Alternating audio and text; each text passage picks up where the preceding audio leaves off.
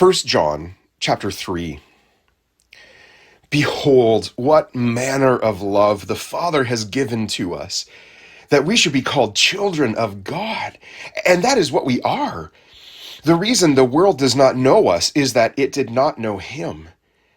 Beloved, we are now children of God, and what we will be has not yet been revealed.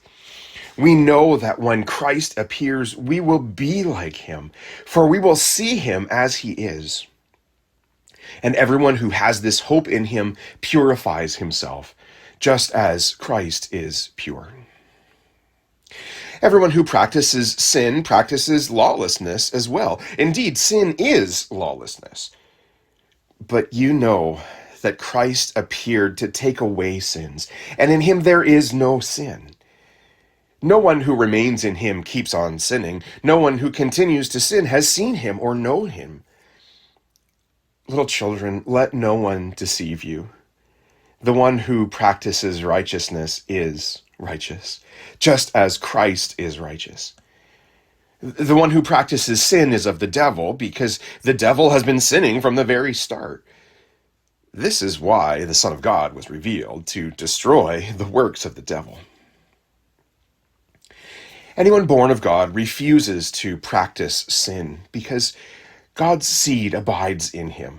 He cannot go on sinning because he has been born of God. By this, the children of God are distinguished from the children of the devil. Anyone who does not practice righteousness is not of God, nor is anyone who does not love his brother.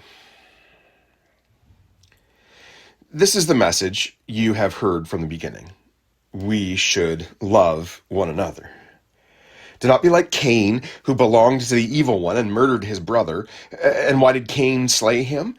Because his own deeds were evil, while those of his brother were righteous. So do not be surprised, brothers, if the world hates you.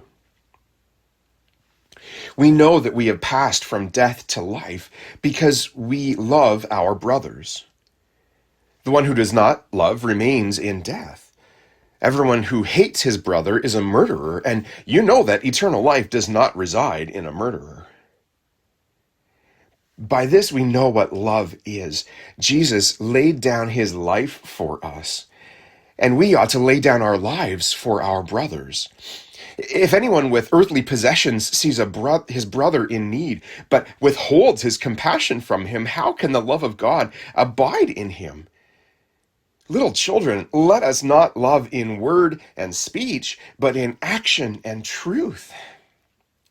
And by this we will know that we belong to the truth, and will assure our hearts in his presence. Even if our hearts condemn us, God is greater than our hearts, and he knows all things. Beloved, if our hearts do not condemn us, we have confidence before God, and we will receive from him whatever we ask, because we keep his commandments and do what is pleasing in his sight. And this is his commandment, that we should believe in the name of his Son, Jesus Christ, and we should love one another just as he commanded us. Whoever keeps his commandments remains in God, and God in him. And by this we know that he remains in us, by the Spirit he has given us.